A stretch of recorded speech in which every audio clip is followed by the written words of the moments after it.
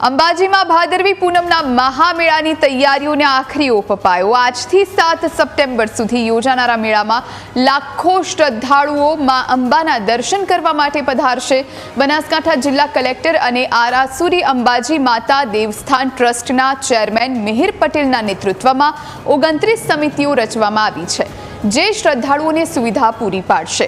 બનાસકાંઠા વહીવટી તંત્ર આસ્થા તમારી, વ્યવસ્થા અમારીના સૂત્ર સાથે કટિબદ્ધ છે। મોહનથાળ અને ચિક્કીના પ્રસાદના વિતરણ માટે વિશેષ વ્યવસ્થા કરવામાં આવી છે।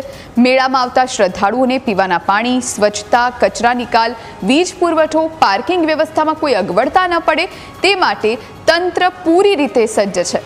અંબાજી ગબ્બર ખાતે પણ પદયાત્રીઓ માટે વિશેષ વ્યવસ્થા કરવામાં આવી। પદયાત્રીઓ માટે નિઃશુલ્ક સેવા કેમ્પ ધમધમી ઉઠ્યા છે। પદયાત્રીઓ માટે મિની બસ સેવા અને 5500 બસો પણ તૈનાત છે।